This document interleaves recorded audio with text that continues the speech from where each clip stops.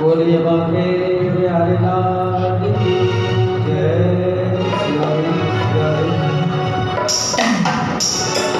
ओ करुणामय श्री राधे। हल्का थोड़ा श्री राधे जय राधे राधे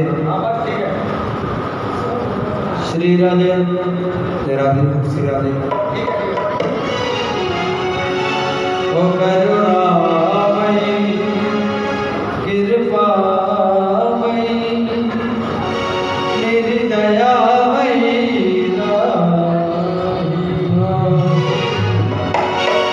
ओ करुणामय ओ कृपामय ओ मेरी दयामय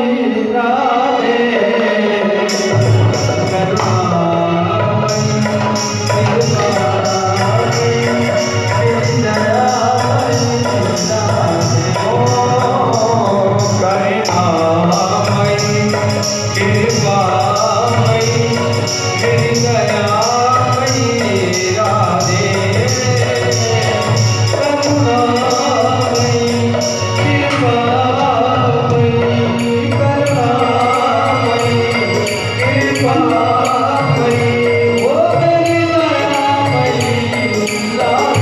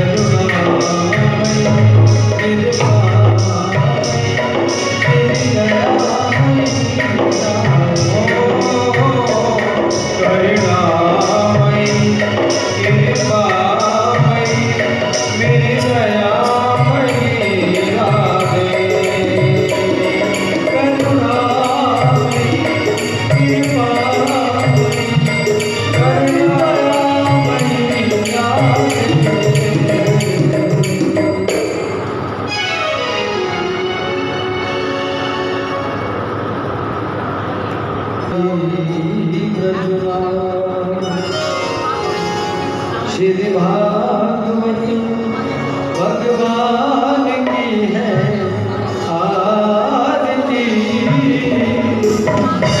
पापियों को पाप से है तारती। भागवत भगवान की है आरती। पापियों को पाप से है तारती। पापियों को पाप से है तारती। पापियों को पाप से है तारती। भागवत भगवान की है आरती। पापियों को पाप से है तारती। भागवत भगवान की है आरती। पापियों को पाप से है तारती। अमर ग्रंथि में मुक्ति करने पंचम वेद गाना है नव ज्योति जलाने वाला है। ये अमर ग्रंथि में मुक्ति करने पंचम वेद गाना है ज्योति जलाने वाला है। राम ही घनश्याम जी, राम ही घनश्याम जी, जगती मंगल की आरती। पापियों को पाप से है तारती। भागवत भगवान की है आरती।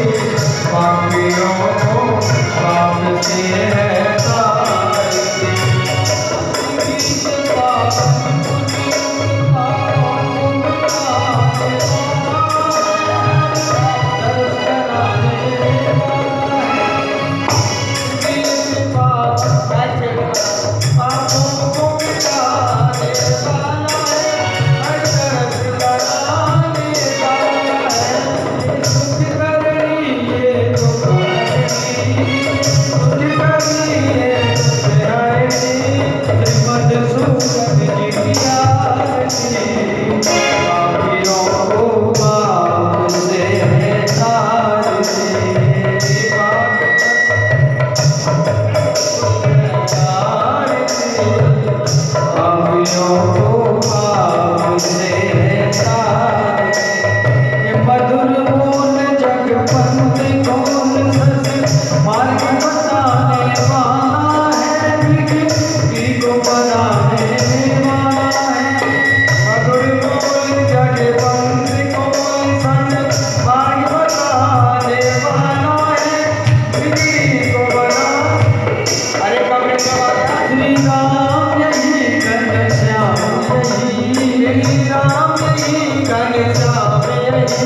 प्रभु की महिमा की आरती।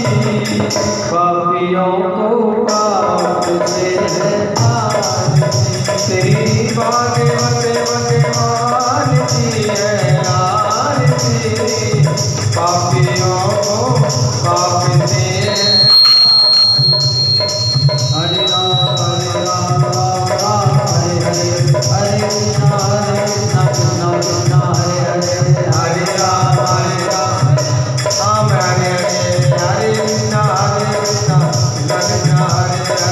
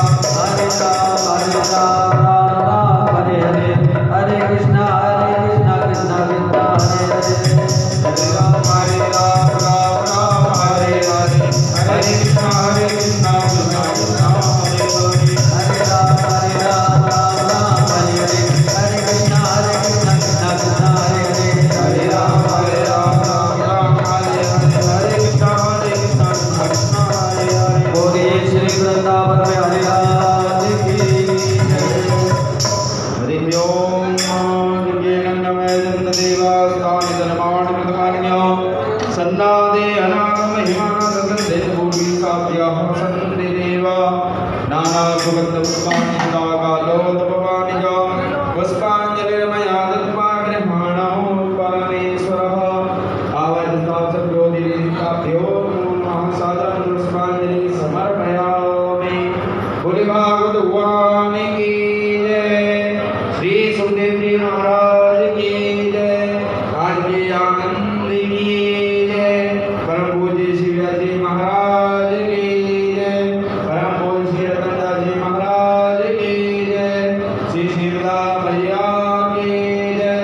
जय जय श्री राधे, जय जय श्री राधे, जय जय श्री सीताराम।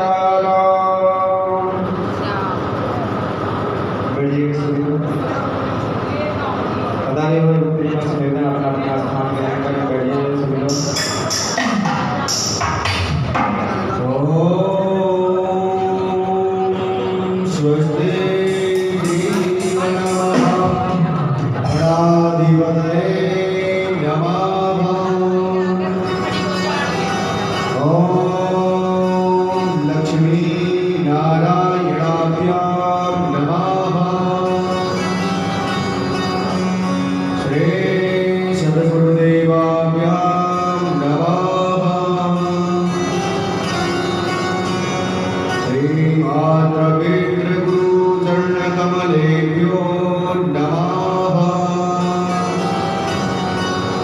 कृष्णाय वासुदेवाय हरये परमात्मने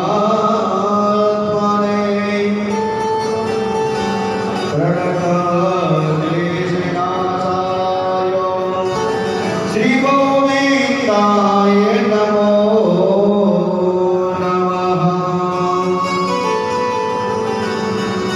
नारायणं नमस्कृत्य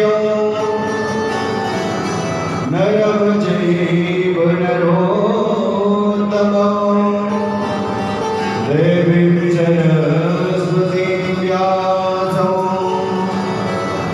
ततो जयमुदीरयेत्। मूकं करोति वाचालं पङ्गुं लङ्घयते गिरिं यत्कृपातमहो वन्दे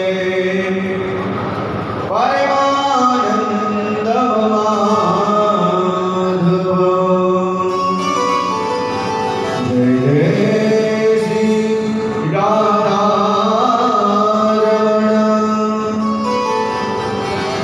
जय जय नवल किशोर,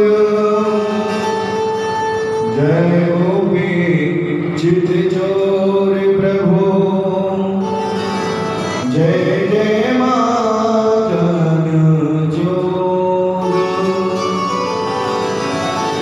मात मेरी श्री राधिका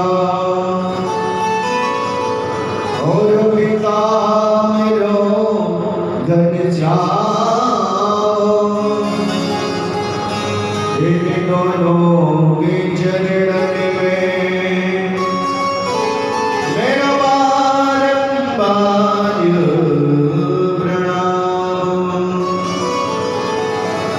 बोली भांगी बिहारी लाल की जय, श्री सद्गुरुदेव भगवान की जय, श्रीमद्भागवत महापुराण की जय, श्री शीतला माता की जय, भगवती माता की जय, श्री मोहन जी महाराज की जय, श्री दुर्वासा ऋषि की जय, श्री सुखदेव जी महाराज की जय, श्री परीक्षित जी महाराज की जय, बाबा रतनदास जी महाराज की जय, श्री शिवादास जी महाराज की जय, संत समाज की जय, गौ माता की जय, पृथ्वी माता की जय, अपने अपने माता पिता की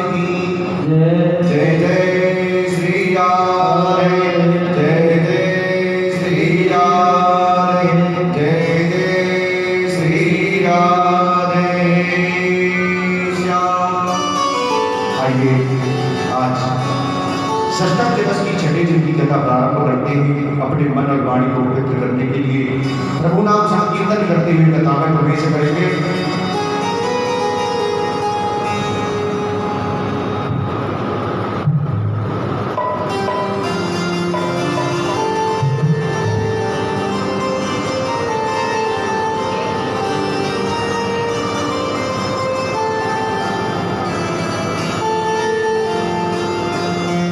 कृष्ण प्रेममयी राधा, राधा प्रेममयो हरि, जीवने निधने नित्यो राधा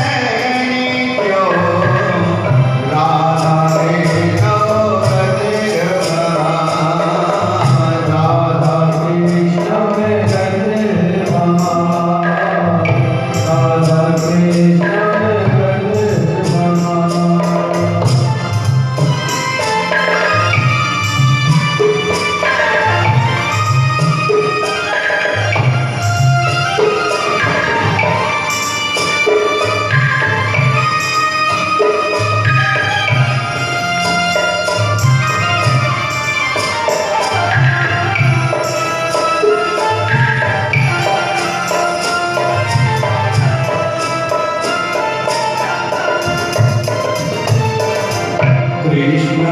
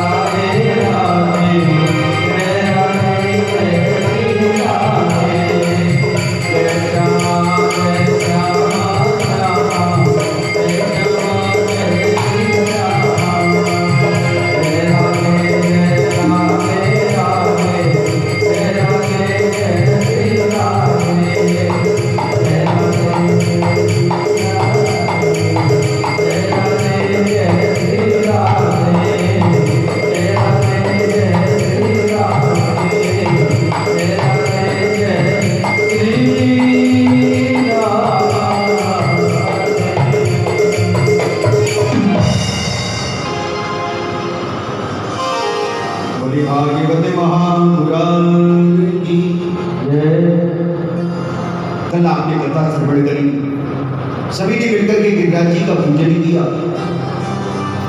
गिरिराज जी को स्नान कराया, 56 भोग का भोग लगाया। लेकिन नारद जी महाराज ने जाकर के इंद्र महाराज को जाकर के बतला दिया कि अरे इंद्र, इतने वर्षों से ब्रजवासी सब आपकी पूजा करते थे, लेकिन छोटे से कन्हैया ने आपकी पूजा बंद करवा दी, गिरिराज को बुझवा दिया। विगणम शांबर्त गौनाम मेघानाम चांतिकारिणाम इंद्र प्राचोदयात् क्रुद्धो वाक्यं चाहे समान्यतः। इंद्र महाराज ने मेघमाला को आदेश कर दिया, जाओ इतनी वर्षा करो, इतना जल बरसाओ कि सारा ब्रज बह जाए। मेघमाला में इतनी वर्षा करी, तर तर करके बारिश शुरू हो गई। सभी ब्रजवासी रोते हुए कन्हैया की शरण में आए कि लाला हमारी रक्षा करो। तो गोविंद ने कहा कि कैसा खीर में नमक डाला है इंद्र ने। कन्हैया बोले, आप चिंता नहीं करें, आप सब लोग आंख बंद करके गिरिराज महाराज को ध्यान करो कि गिरिराज डरण हम तेरी शरण, गिरिराज डरण हम तेरी शरण।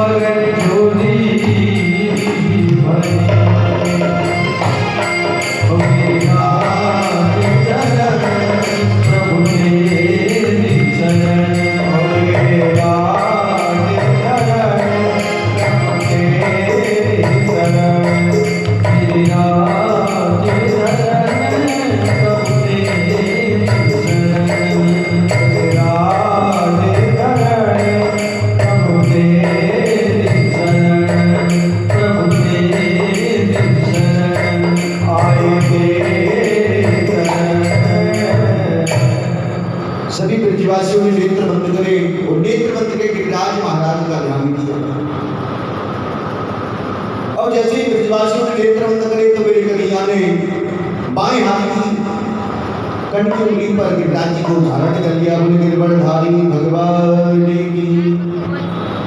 सज्जनों, 7 वर्ष के कृष्ण ने 7 कोस लंबे चौड़े गिरिराज को 7 दिवस 7 रात्रि पर्यंत कंठ की उंगली पर उठा करके रखा। लेकिन ब्रजवासियों के मन में भाव आया कि लाला तुझे 7 दिन हो गए गिरिराज को उठाते उठाते। गिरिराज भी छोटा मोटा नहीं है, 7 कोस लंबा चौड़ा है।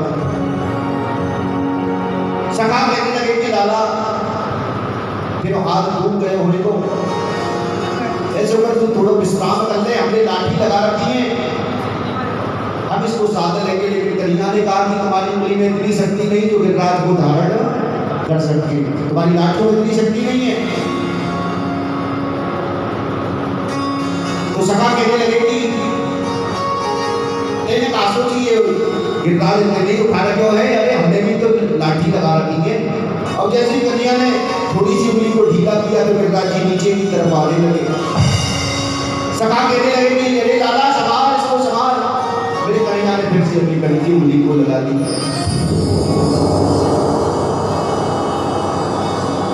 ब्रजवासी कहने लगे अरे लाला हमने इतनी मोटी मोटी लाठी लगा रखी है और ये चट-चट करके टूटने लग गई, लेकिन तेरी उंगली में इतनी शक्ति, कंठ की उंगली में इतनी शक्ति आई कहां से?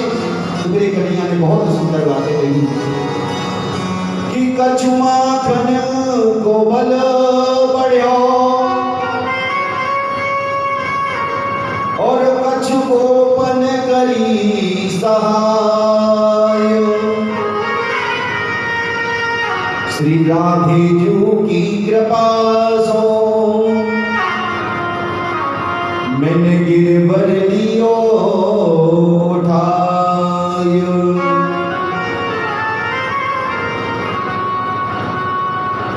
कन्हैया कहने लगे एक तो मैंने माँ यशोदा का जो माखन खाया उसकी शक्ति मेरे में आई और माखन को बल बढ़े कुछ गोपन करी सहाय, कुछ आप गोप पालन में सहायता करी। तो सखा कहने लगे हमने कहा सहायता करी बताइयो। तो कन्हैया कहने लगे जब तुम टकटकी लगा के कोई देख रहे थे ना तुम्हारी शक्ति मेरे अंदर आ गई थी। तो एक सखा कहने लगे हम जब तो आजकल कमजोर महसूस कर रहे हैं, हमको ऐसे लग रही है कि हम कमजोर क्यों हो रहे हैं। आजकल पहले माखन चुरावे हो, चीनी चुरावो, शक्ति भी चुराने लगे। और श्री राधे जी की कृपा से आदमी ने गिरवर को उठा दिया।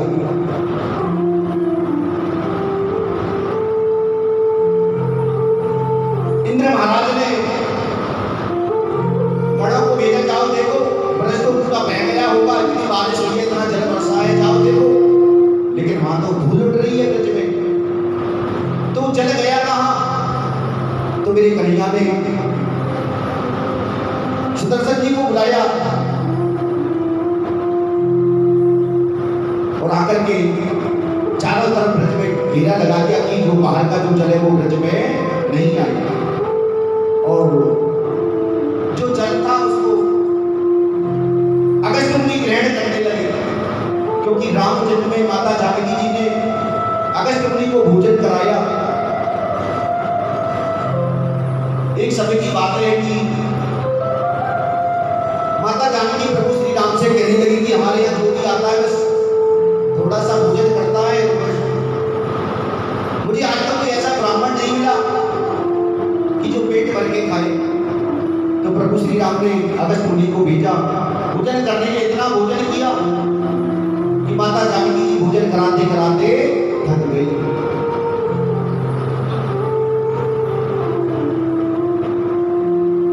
तो प्रभु श्री राम ने कहा कि अगले जन्म में जब मैं कृष्ण अवतार में आऊंगा तो उस जन्म में आंखों में जल पिलाऊंगा। तो अगस्त मुनि आए आकर के जल को ग्रहण कर रहे, ग्रहण को इस जल को पिया। इंद्र का जो अभिमान था वो छूट छूट हो गया। देवराज इंद्र हाथी पर बैठकर के आए और वहां से ब्रज की सीमा आरंभ होती है, वहीं से अपने हाथी से नीचे उतर गए और आकर के कृष्ण के चरणों में साष्टांग लेट गए। आचार्य सुखदेव जी कहते हैं परीक्षित इंद्र ने अपनी गलती को माना कि मैंने वो गलती की है, गोविंद मुझे क्षमा कर दो। कि विशुद्ध सत्तो तव धाम संतम तपोमयो ध्वस्तिरजस्तमस्तको मायामयोऽयं गुणसंप्रवाहो न विद्यते ते प्रेणानुबन्ध। गोविंद, आप जैसा कृपा का सागर कौन हो सकता है? देवराज इंद्र ने बड़ी स्तुति करी और स्तुति कर करके आप जैसा कृपालु कन्हैया और कोई नहीं हो सकता कि ऐसो को उदार जग माही बिन सेवा जो द्रवहि दीन पर राम सरस को नाही।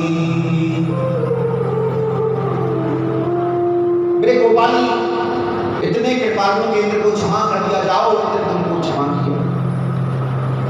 ये लीला तो मैंने तुम्हारे अभिमान को दूर करने के लिए की थी, क्योंकि व्यक्ति जब अभिमान करता है तो भगवान उसका पतन करना शुरू कर देते हैं, उसको उल्टे दिन चालू कर देते हैं, क्योंकि ये सुधर जाएगा। भगवान कहते हैं भक्तों को कोई कष्ट दे मुझे बर्दाश्त नहीं होता। कन्हैया कहते हैं मैं भक्त का हूं और भक्त मेरे हैं, कि हम भगतन के भगत हमारे सुने अर्जुन प्रतिज्ञा मेरी ये व्रत नहीं नटारे। भगवान कहते हैं कि ब्रह्मा का स्थान बहुत ऊंचा था। ब्रह्मा ने 3 परिक्रमाएं के लिए चला गया, इंद्र को और ब्रह्मा को दोनों को भगवान ने क्षमा कर दिया। भगवान कहने लगे कि मेरे जो भक्त हैं वो मुझे अति प्रिय लगते हैं, कि भगत हमारे पग धरे और बादलों में हाथ सदा संग लागत फिरूं कबहू न छोड़ूं साथ। कन्हैया कहते हैं मैं तो अपने भक्तों से इतना प्रेम करता हूं, मेरे भक्त ने एक पैर रखा और अगला पैर रखेगा तो मैं नीचे हाथ लगा देता हूं, मेरे भक्त को कोई कष्ट नहीं। इंद्र बदल गया। आज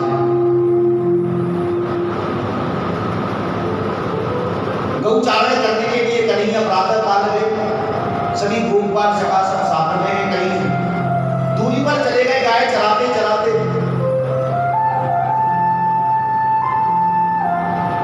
तो सखा कहने लगे कि लाला हमको तो भूख लग रही है, चलो पहले भोजन कर लें, गाय को शाम तक चरा दिए। लेकिन आज तो भोजन लेकर के भी नहीं आए, भोजन करेंगे कैसे? तो मेरे कन्हैया ने कहा कि यहाँ से थोड़ी दूरी पर ब्राह्मण देवता यज्ञ कर रहे हैं, यज्ञ पर यज्ञ चल रहे हैं, उनके घर पर जाइए, जाकर के कहो कृष्ण बलराम आए हैं, उनको भोजन चाहिए तो वो आपको भोजन देंगे। अब गोपाल जैसे ब्राह्मणों के यज्ञ मंडप में पधारे, गोपालों ने जाकर के पंडित जी से राम राम करी, तो पंडित जी तो इतने अभिमानी थे, राम राम भी नहीं रही और उनसे भोजन की याचना करी कि हमारे कृष्ण बलराम आज गौ चराते चराते थोड़ी दूर आ गए, उनको भूख लगी है, खाने के लिए कुछ मिलेगा। ब्राह्मण इतने अभिमानी थे, उन्होंने कोई उत्तर नहीं दिया और खाली हाथ सखा गोविंद के पास में आ गए। कन्हैया पूछने लगा कि अरे सखाओ कुछ खावे के ताई लाए? तो सखा को तो जैसी गुस्सा आ रही थी, कहने लगे अंगार लेके आए खाए होगा। अरे ऐसी जगह भेज दिए जिन्हें हमारी राम राम भी नहीं रही, तो बहुत अभिमानी है पंडित जी। तो मेरे कन्हैया ने कहा कि आप ब्राह्मणों के पास क्यों गए, पंडित जी के पास क्यों गए? ब्राह्मणी के पास जाते, पंडितानी के पास में जाते, देखते कैसे थाल पर थाल सज करके आते। तो सखा कहने लगे लाला पहले क्यों नहीं बताई?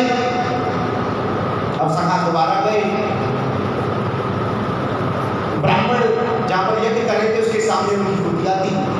अब सखा गए और जाकर के ना तो उन ब्राह्मणों से राम राम करी ना कुछ करी, उनकी तरफ देखा भी नहीं और उनके घर में घुसते जा रहे हैं। अब पंडित जी को अपने यज्ञ करने में लगे, लेकिन निगाह दरवाजे पर है। सोचे लगे तो दोबारा आएंगे, लेकिन यज्ञ कर रहे हैं, बीच में बोल नहीं सकते।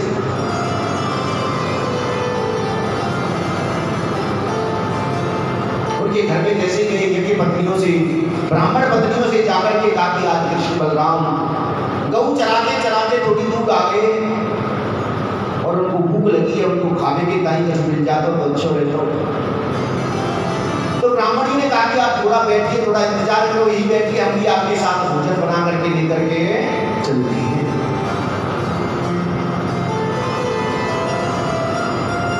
सभी यज्ञ पत्नियों ने, ब्राह्मणियों ने भोजन तैयार किए और थालों में सजा करके गोविंद के पास लेकर के जा रही है। अब पंडित जी ने पूछा कि किधर किधर चल रही, तो साड़ी के बटन को ऐसे कर लिया, पंडित जी की तरफ देखा भी नहीं और कन्हैया के पास भोजन लेकर के चल दे।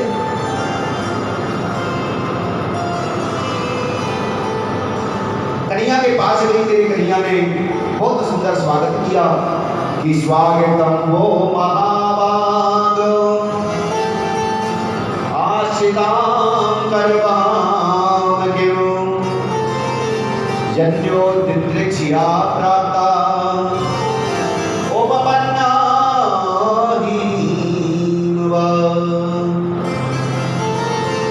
मेरे कन्हैया ने माताओं का बहुत स्वागत किया।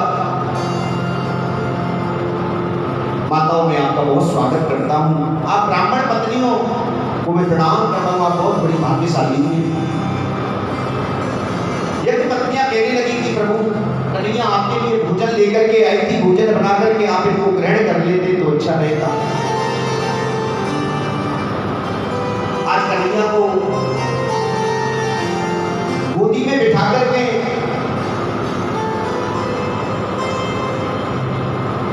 यज्ञ पत्नियों ने भोजन कराया।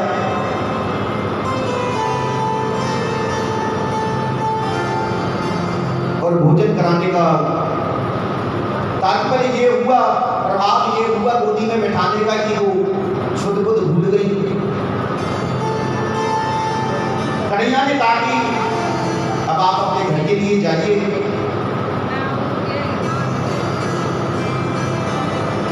तो ये भी पत्नियां कहने लगी नहीं, जब हम आ रही थी तो हमारे पतियों ने कहा था किधर जा रही हो, हम जाएंगे तो हमसे गुस्सा करेंगे। तो कन्हैया ने कहा कि तुम जाओ, आपके पति पहले से भी ज्यादा आपसे प्रेम करेंगे, क्योंकि जिस पर मेरी कृपा हो जाती है उनके पति उनसे प्रेम ज्यादा करते हैं। जाओ, आपके पति आपसे और ज्यादा प्रेम करेंगे। कन्हैया ने आश्वस्त किया कि मैं तुम्हारे साथ में राज करूंगा और ये कि पत्नियां अपने घर पर वापस आई। उन देवियों के पतियों ने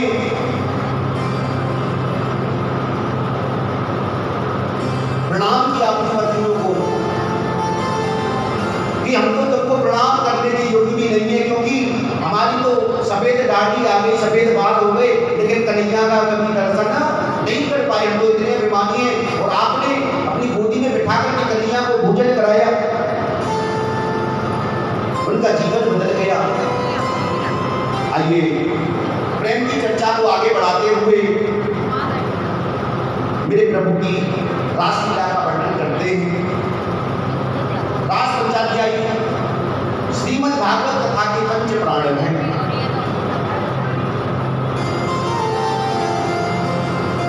रास का जो प्रसंग है इतना सुंदर है, बड़ा अद्भुत है। आइए सभी रास का दर्शन करेंगे कि प्रथम सुमिर भागवत भक्त भागवत वाणी, द्वितीय आराधे भक्त व्यास नव भात बखानी, तृतीय करे गुरु समुझ दक्ष सर्वज्ञ रसीलो, चौथे होय विरक्त बसे बदलाज बसीरो पांचे भूले देह सुध की तब छठे भावना रास की साते पावे तेरस श्री स्वामी हरिदास की। रास का एक ऐसा प्रसंग है। आज मेरे कन्हैया ने मुरली को बजाया, बंसी को बजाया और इतना सुंदर शब्द मुरली की तान ने छेड़ा। सभी गोपियों को लगा कि ये मुरली हमारा नाम ले रही है, मुरली हमको पुकार रही है।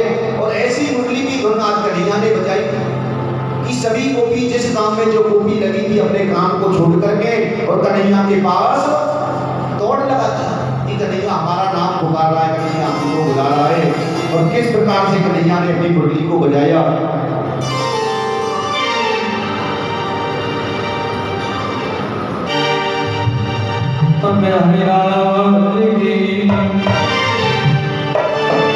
ऐसी बंसी बजाई श्याम ने और मेरी सुध में सिलाई श्याम ने। ऐसी बंसी बजाई श्याम ने मेरी सुध में सिलाई श्याम ने। बंसी बजाई श्याम ने मेरी सुध में सिलाई श्याम ने। ऐसी बंसी बजाई श्याम ने मेरी सुध में सिलाई श्याम ने। ऐसी बंसी बजाई श्याम ने मेरी सुध में सिलाई श्याम ने। ऐसी बंसी बजाई श्याम ने मेरी सुध में सिलाई श्याम ने। ऐसी बंसी बजाई श्याम ने मेरी सुध में सिलाई श्याम ने। नीचे हुई दीवानी, नीचे हुई दीवानी, नीचे हुई दीवानी, नीचे हुई दीवानी। ऐसी बंसी बजाई श्याम ने मेरी सुध में सिलाई श्याम ने। ऐसी बंसी बजाई श्याम ने मेरी सुध में सिलाई श्याम ने। जय श्री राधे।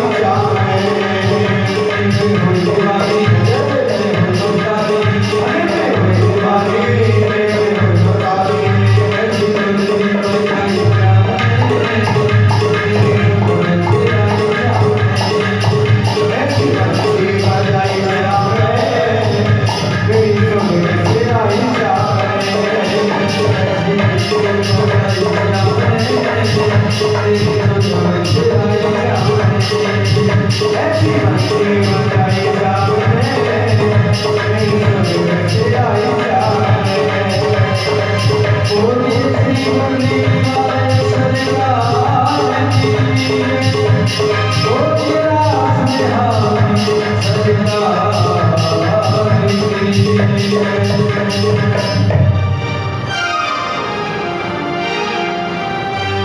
कन्हैया ने मुरली का निनाद किया। सभी गोपियों को ब्रजमंडल 84 कोस पर रहने वाली जितनी गोपियां हैं, सबको ऐसा लगा कि मुरली मुझे बुला रही है, मेरा नाम पुकार रही है। और जो गोपी जिस कार्य में लगी हुई थी, उस कार्य को वही विराम करके वैसी दौड़ लगा दी। एक गोपी खाना बना रही थी, आधा खाना बनाया, आधा छोड़ दिया, दौड़ लगा दी कन्हैया से मिलने के लिए। एक गोपी श्रृंगार कर रही थी, आधा श्रृंगार किया, आधा श्रृंगार करना ही छोड़ दिया, दौड़ लगा दी। एक गोपी के पति भोजन कर रहे थे, कहने लगी कि दाल में नमक कम है, नमक दे दो। मांगा था नमक को ला करके शक्कर दे दी और दौड़ पड़ी कन्हैया से मिलने के लिए। इसी प्रकार सभी गोपियों को लगा कि मुरली मुझे बुला रही है, मुझे बुला रही है, और सभी गोपियां दौड़ पड़ी। अब जैसे कन्हैया के पास में सभी गोपियां आई, तो मेरे कन्हैया ने सभी का स्वागत किया कि स्वागत हमको महाभागा देवियों, गोपियों आपका स्वागत है, लेकिन आपको बताना होगा आप किस कारण से आई।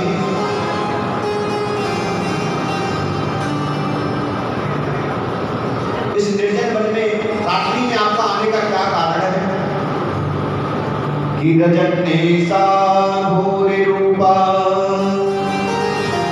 घोर सत्वान से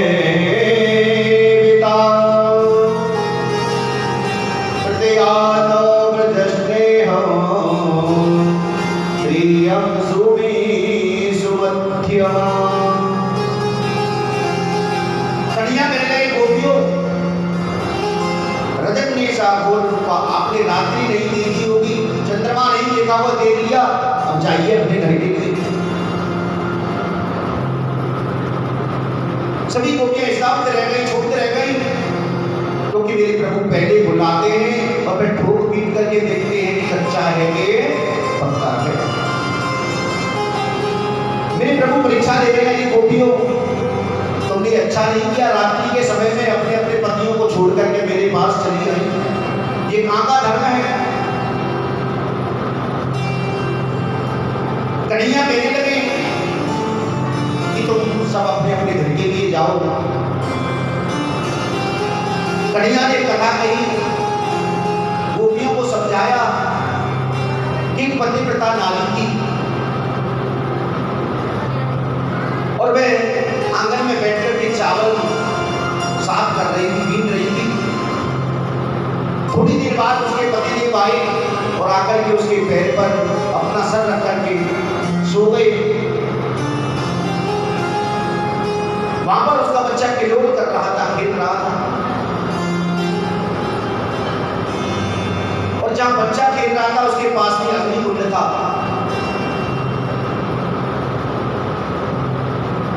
अब जैसे ही उसने देखा था मेरा बच्चा किलोल कर रहा है कि अग्नि में ना गिर जाए, लेकिन मेरे पति तो मेरे सर पर पैर रख के सो गए हैं, यदि मैं इनको जगाऊं तो मेरा पतिव्रत धर्म नष्ट हो जाएगा।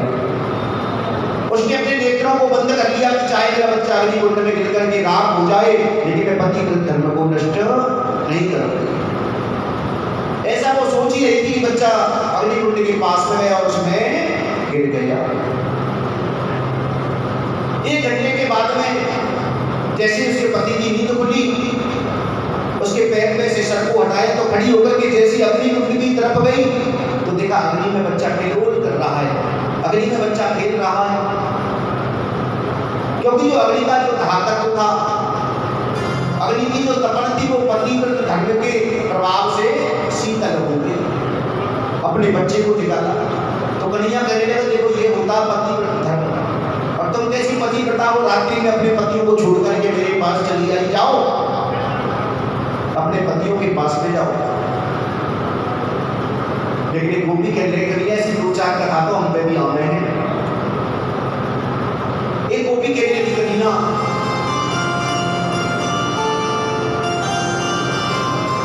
एक पति पत्नी के बड़े प्रेम से रहते थे, लेकिन उसके पति ने कहा कि देवी मुझे कमाने के लिए, धन कमाने के लिए शहर जाना पड़ेगा। तो उसने अपना एक फोटो बना करके, फोटो खिंचवा करके उसको ले मेरा फोटो है, इसे मुझे समझ करके इसकी पूजा करना। ये मैं ही हूँ। अब पति चले गए, उसने दरवाजे को अंदर से बंद कर लिया और बस पति की पूजा में लगी रहती, फोटो को रख लिया सामने। 1-2 साल के बाद में उसका पति वापस आया। अब आकर के दरवाजा खटखटाया। अब उस समय वो अपने फोटो वाले पति की पूजा कर रही थी। अब उसने सोचा कि मैं यदि पूजा को बीच में छोड़ूं और दरवाजा खोलने जाऊं तो मेरा पति का धर्म नष्ट हो जाएगा। वो पूजा करती रही और पति दरवाजे पर खड़े रहे।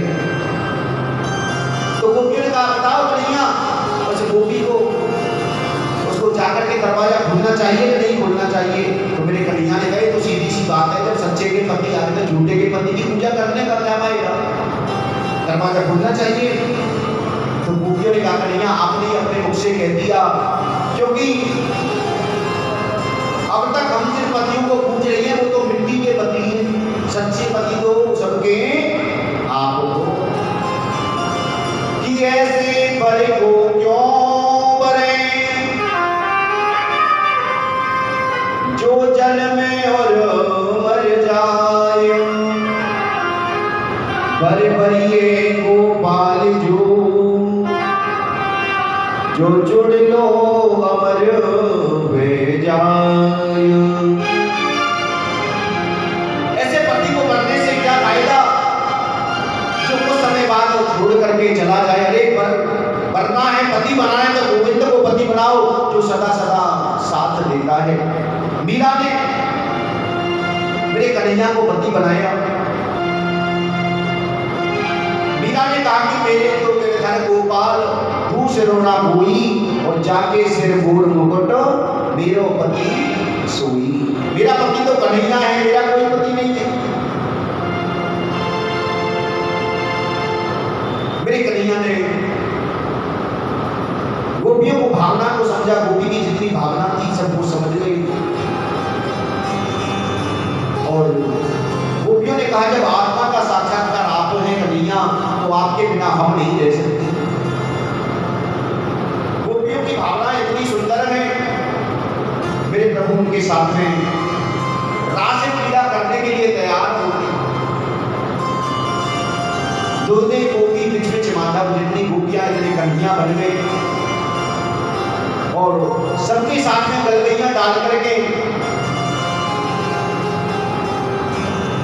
रासलीला करने के लिए उद्यत हुए।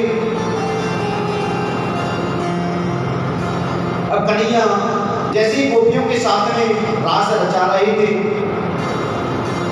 तो गोपियों को अभिमान हो गया कि हम कितनी सुंदर है, देखो हमारे साथ में कन्हैया रास रचा रहा है। और राधा जी को मान हो गया, क्योंकि अभिमान और मान में थोड़ा सा अंतर है। अभिमान तो होता है अपने शरीर का और मान होता है रुकना, आदमी के प्रति रुक जाना, ये मान है। अब जैसे ही गोपियों को अभिमान हुआ तो मेरे कन्हैया उनके बीच में से राधा जी को लेकर के अदृश्य हो गई, क्योंकि जब अभिमान होता है वहां कन्हैया कभी बास नहीं करती। गोपियां घबरा गई, रोने लगी, अरे कन्हैया कहां चले गए, हमको छोड़ करके कहां गए। गोपियां हर जगह ढूंढने लगी लेकिन कन्हैया को कहीं नहीं पाया। थोड़ी आगे चल करके राधा रानी कन्हैया से कहने लगी, तुम मुझे कहां लेकर के जा रहे हो, और मुंह पे तो चलो भी ना जा रहे हो, तो पैर भी डूब गए। कन्हैया ने कहा, ये काम करो। कन्हैया सोच गई इनको भी मान हो गया, इनको मान ये हो गया कि देखो मैं कितनी सुंदर गोपियों को छोड़ करके मुझे कन्हैया लेकर के आए। मेरे कन्हैया ने कहा कि आप थक गई हो, एक काम करो, आप मेरे कंधे में बैठ जाओ। अब कन्हैया जैसे नीचे झुकी, राधा रानी बैठने के लिए जैसे कंधे पे बैठने की उद्यत हुई तो मेरे कन्हैया वहां से भी अदृश्य हो गई। गोपियां ढूंढती ढूंढती राधा जी के पास में पहुंची तो राधा जी से कहा कि आपको भी छोड़ गए। तो किशोरी जी राधे ने कहा कि जो कभी तुम्हारे तुम्हारे अंदर थी वो कमी मेरे अंदर भी आ गई। आज किशोरी सी राधा और गोपियां हर जगह कन्हैया को ढूंढ रही है। अरे कन्हैया हमको छोड़ करके कहां चला गया? तुमने मुरली बजा के हमको बुलाया, हमारे साथ रास करने के लिए उद्यत हुए, तैयार हुए और हमको बीच में छोड़ करके चले गए। गोपियों ने और श्री राधा ने कन्हैया से प्रार्थना करी कि कन्हैया मुरली बजा के मोहना क्यों कर लिया किनारा? मुरली बजा के मोहना क्यों कर लिया किनारा? मुरली बजा के मोहना क्यों कर लिया किनारा? मुरली बजा के मोहना क्यों कर लिया किनारा? अपनों से भाई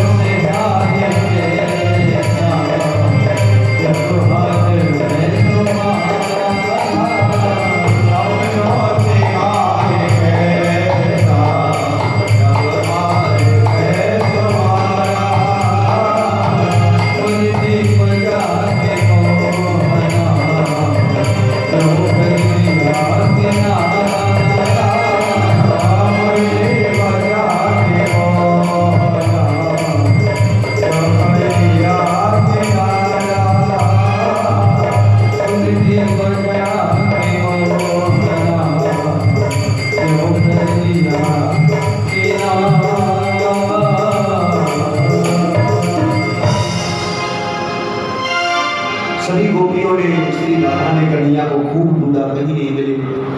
माता पृथ्वी से पूछा कि आप पे चल के गए होंगे, कहाँ गए ये बताओ। सभी जगह ढूंढा, कहीं नहीं पाया। अंत में यमुना के किनारे सभी गोपियां आ गई और कृष्ण मिलन की कामना को लेकर के गोपियां यमुना के किनारे जैसे ही आई, यमुना से पूछा कि यमुना महारानी, क्योंकि यमुना भक्ति है, जब तक हम यमुना जी का सहारा नहीं मिलेंगे तो कन्हैया नहीं मिल सकता। बीच में श्री राधा रानी बैठी है, चारों तरफ से गोपियों ने घेर रखा है, गोपियां बैठी, ढूंढना बंद कर दिया, थक गई, हार गई कन्हैया, तू जाने दे गाँव जाने, हम तो थक चुके हैं। और गोपियों ने और श्री राधे ने मिलकर के गीत गाया जिसे हम गोपी गीत कहते हैं। 19 श्लोकों को गोपी गीत में गाया। जयत देविका जन्मना व्रजा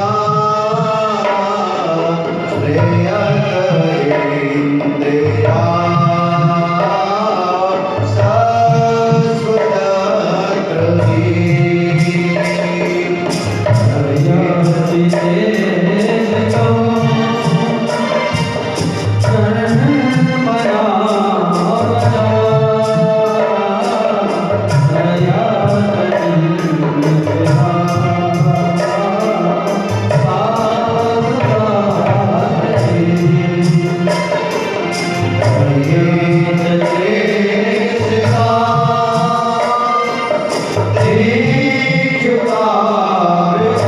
इंद्रिया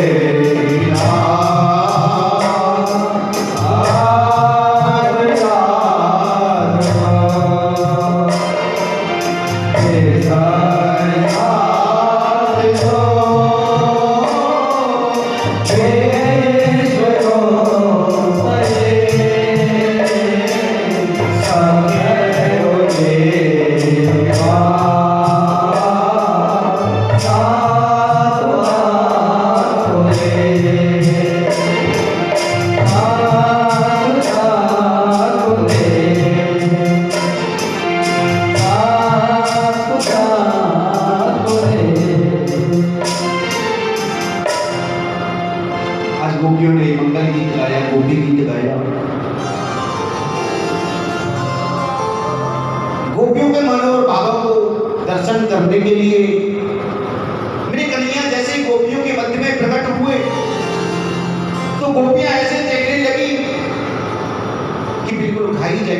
कन्हैया कहने लगे ऐसे क्यों देखती हो, क्या बात है? तो गोपी कहने लगी कि अरे कन्हैया आप ऐसा क्यों करते हो, आपने हमको मुरली बजा करके बुलाया लेकिन हमारे साथ से आप अदृश्य हो गए, इतना दुख आप क्यों देते हो? गोपी ने कहा कि गोपाल आप बताओ। एक गोपी कहने लगी कि कुछ लोग तो ऐसे होते हैं जो प्रेम करने वालों से प्रेम करते हैं और कुछ ऐसे होते हैं जो प्रेम करने वालों से प्रेम नहीं करते और कुछ लोग ऐसे होते हैं जो दोनों में से किसी को प्रेम नहीं करते। प्रभु ने कहा कि प्रेम तो वहां किया जाता है, प्रेम करने के बदले जहां प्रेम किया जाता है गोपियों वहां स्वार्थ ज्यादा होता है, प्रेम नहीं होता। और जहां प्रेम नहीं होता, प्रेम करने वालों से प्रेम किया जाता है, वहां प्रेम नहीं। धर्म भी है, प्रेम भी है, सुख भी है। प्रेम करने वालों से प्रेम करो। जैसे माता पिता अपने बच्चे को प्रेम करते हैं, बच्चा चाहे कितना भी उद्दंड हो, कितना भी उद्यमी हो, लेकिन अपने बच्चे को बहुत प्रेम करते हैं। और गोविंद हमने आपके लिए सर्वस्व छोड़ दिया, आप हमको छोड़ करके चले गए। तो कन्हैया कहने लगे कि देवियों, किसी निर्धन व्यक्ति को एक साथ बहुत ज्यादा धन मिल जाए, अब जैसे ही धन को अपने वश में करना चाहे इतने वो धन नष्ट हो जाए। उसी प्रकार मैं जीवों के सन्मुख प्रकट होता हूं और प्रकट होकर के अंतर ध्यान हो जाता हूं, ताकि थोड़ा उसको भी उसका जो मन है मुझ में लगा हुआ है तो मुझे पाने का वो प्रयास करे। यदि मुझे पाने का वो प्रयास करता है तो मैं उन्हें मिल जाता हूं। मेरे गोविंद ने कहा कि गोपियों, प्रेम की बातें सब करते हैं पर प्रेम का प्रतीक क्या है, ये मैंने तुम्हारे जीवन में सीखा, तुम्हारे जीवन में देखा है कि प्रेम क्या है। तुम साक्षात प्रेम की मूर्ति हो गोपियों, देवताओं के समान लंबी उम्र पाकर के मैं तुम्हारे ऋण से ऋण नहीं हो सकता। मैं आप सभी के साथ में रास विहार करूंगा। मेरे गोविंद रास करने के लिए तैयार हुए तो वहां पर कामदेव आ गया। मेरे गोविंद ने परिचय पूछा आप कौन है, तो कामदेव ने कहा मैं कामदेव हूं। तो कन्हैया कहने लगे मैंने शंकर के रूप में तुमको जला करके भस्म कर दिया तो तुम विराग गए। तो कामदेव कहने लगा जब आप तपस्या में थे, मैं तपस्या करने वालों को छेड़ता हूँ तो मुझे जल करके भस्म होना पड़ता है। दोबारा आप राम रूप में आए तो वहां पर आप एक पत्नी व्रतधारी थे। अब यहाँ तो मेरे सारे बाढ़ चले गए, तो आप तो इतनी गोपियों के साथ में रहकर के देखते कैसे काम को जीते। तो कन्हैया ने डांटा मुझसे कौन सा युद्ध करना चाहते हो, किले वाला या मैदान वाला? तो कामदेव ने कहा कि किले वाला युद्ध तो मैं रोज करता हूं, अब तो मैदान वाला युद्ध करूंगा। और मेरी कन्हैया गोपियों के साथ में रास करने के लिए उद्यत हो गई कि जितनी गोपी है उतने ही कृष्ण बन गए। इधर बैठो पटोटन राधे का पायन। कभी कोई गोपी थक जाती है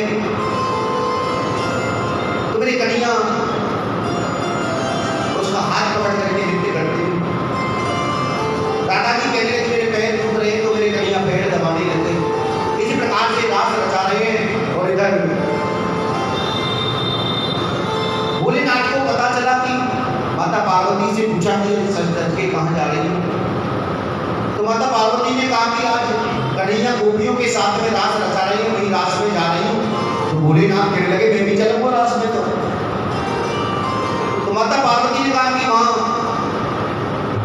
गोपी जाती है को जाना है तो गोपी बनना पड़ेगा, गोपी बनकर के वहां प्रवेश है। और भोलेनाथ ने कह दिया कि आज मुझे आप गोपी बनाओ, पर मुझे कन्हैया के दर्शन जरूर कर दे। माता पार्वती इस प्रकार से भोलेनाथ को गोपी बना रही है, रास में ले जाने के लिए तैयार कर रही है।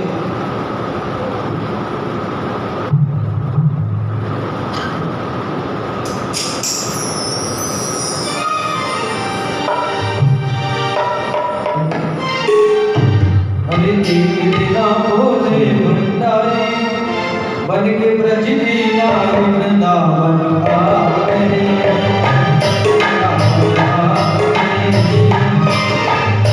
पार्वती की मना प्यारी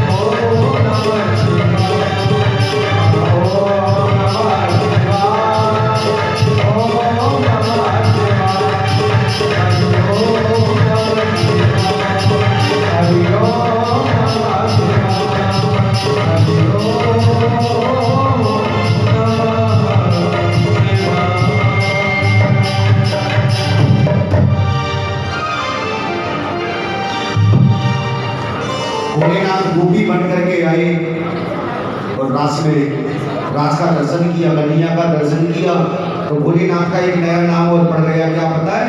गोपेश्वर महादेव। बोले गोपेश्वर महादेव की।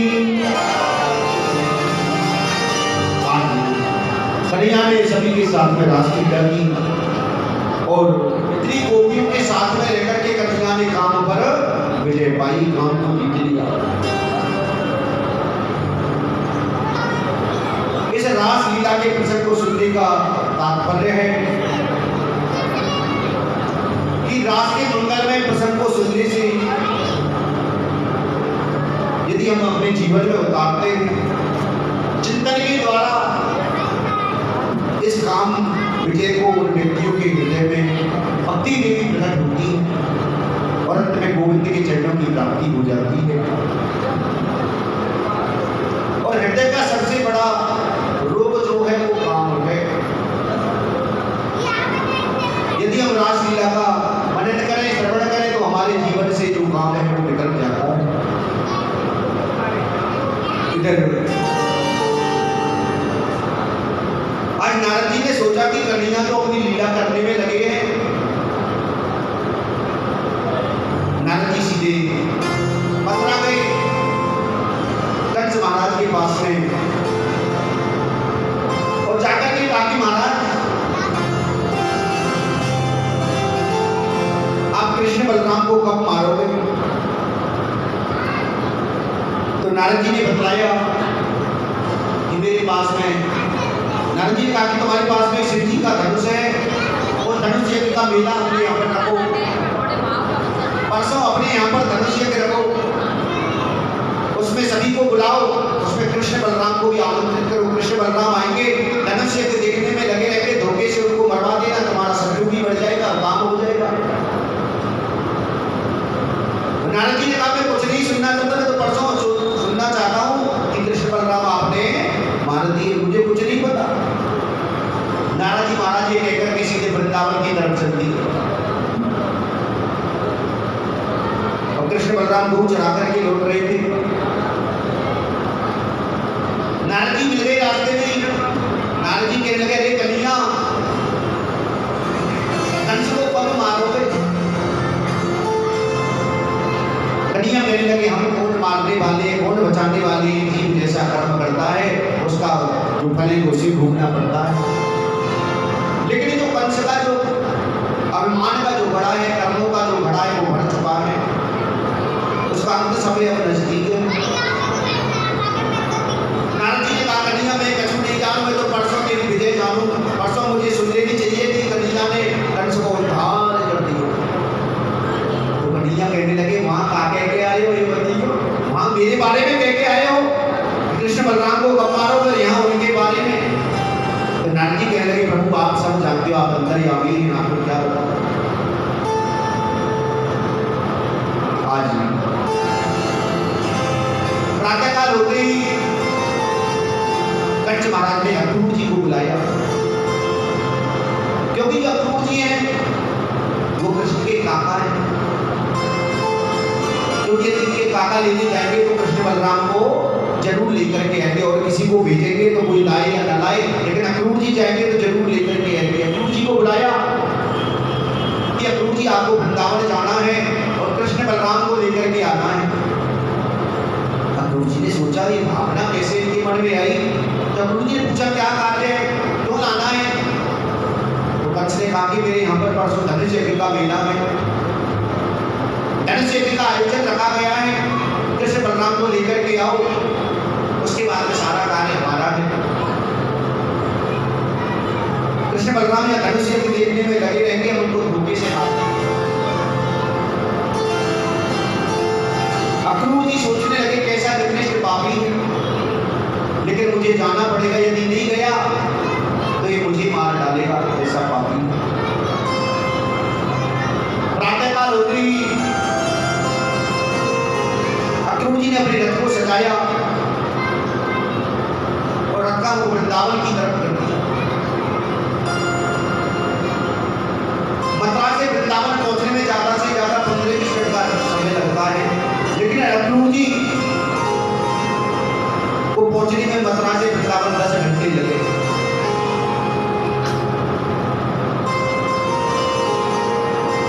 मन में सोचते जा रहे हैं। अक्रूर जी को रास्ते में कृष्ण बलराम दोनों भाई मिले, प्रणाम किया, काका जी आगे, काका जी आगे।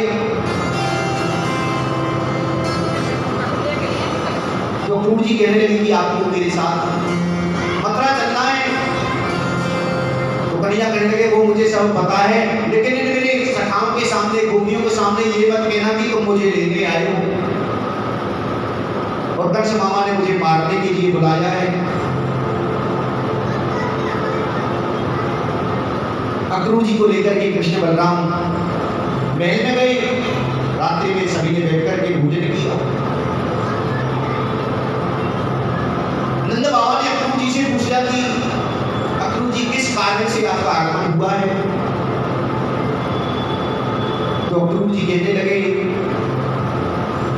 कि कंस महाराज ने यहाँ पर धनुष यज्ञ का मेला है, कृष्ण बलराम को उस यज्ञ में बुलाया है। अब मैया यशोदा भोजन कर रही थी, जैसे ही सुनी कृष्ण बलराम कल चले जाएंगे, तो जो अन्न का जो निवाला था, जो रोटी का टूक हाथ में था, वो हाथ से गिर गया।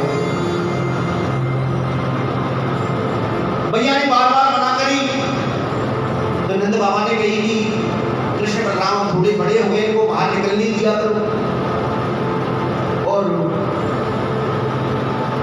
मैं भी कल सखाओं के साथ में मैं मथुरा चले जाता हूँ। कृष्ण बलराम रथ में बैठ करके आ जाएंगे, कोई दिक्कत नहीं है, मैं इनको अपने साथ लेकर के आ जाऊंगा। अब रात्रि में जैसे ही गोपियों को पता चला, श्री राधा को पता चला कि प्रातः काल होगी, कन्हैया मथुरा चले जाएंगे। रात्रि में मैया सोई नहीं, नींद नहीं आई। कन्हैया ने देखा कि मैया अपने बिस्तर पर नहीं है। इधर उधर देखा तो मैया एक खंभे से सर लगाए बैठी है। कन्हैया जाकर के गोदी में बैठ गई। मैया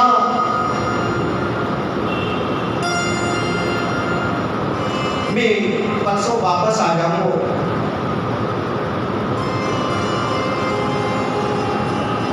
प्रातः काल होते ही अक्रूर जी ने रथ को सजाया और रथ का जो मुख है वो मथुरा की तरफ कर दिया। दरवाजा खोला गया और कृष्ण बलराम जैसे ही बाहर निकले तो गोपी, श्री राधा जी सभी आकर के रथ के आगे सामने आकर के खड़ी हो गई। कन्हैया आपने क्यों कैसे सोच लिया कि हम आपको जाने देंगे? हम तो आपके बिना एक सेकंड नहीं रह सकती।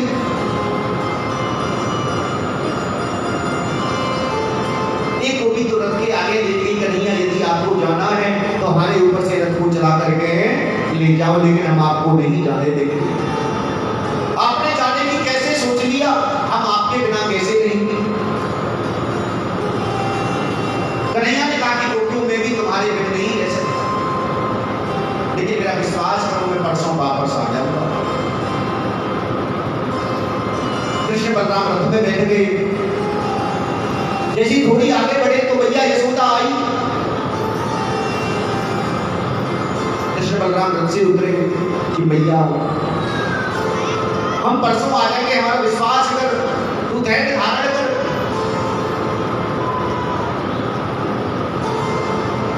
आज कृष्ण बलराम मथुरा की तरफ गए तो रास्ते में यमुना जी में स्नान किया कृष्ण बलराम ने, और अक्रूर जी को शीश नाग पर कन्हैया ने दर्शन कराया। तो अक्रूर जी को पूरा विश्वास हो गया कि कंस की कोई ताकत नहीं जो कन्हैया का बाल बांका कर सकता है। अक्रूर जी कृष्ण बलराम को लेकर के मथुरा में प्रवेश किया। नंद बाबा के पास में कृष्ण बलराम को छोड़ दिया और जाकर के कंस महाराज को बता दिया कि मेरा जो काम था, मेरा काम हो गया, अब आगे आप जाने, आपको काम जाने में कृष्ण बलराम को ले आया। कृष्ण बलराम नंद बाबा से कहने लगे कि बाबा हमने मथुरा नगरी में घूमे, में मथुरा है कैसो?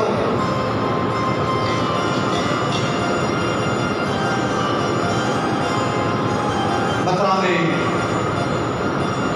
कंस ने कह दिया कि कोई कृष्ण बलराम का स्वागत नहीं करेगा।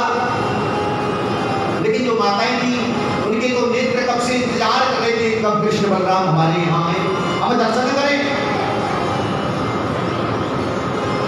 तो ब्रजांगनाओं ने अपने घर की छतों पर फूलों को लेकर के बैठी, जब कृष्ण बलराम निकलेंगे तब ऊपर से फूल डालेंगे। कि तू रास्ते में फूल नहीं डालने देखो कोई बात नहीं, हमारी छत पे बैठने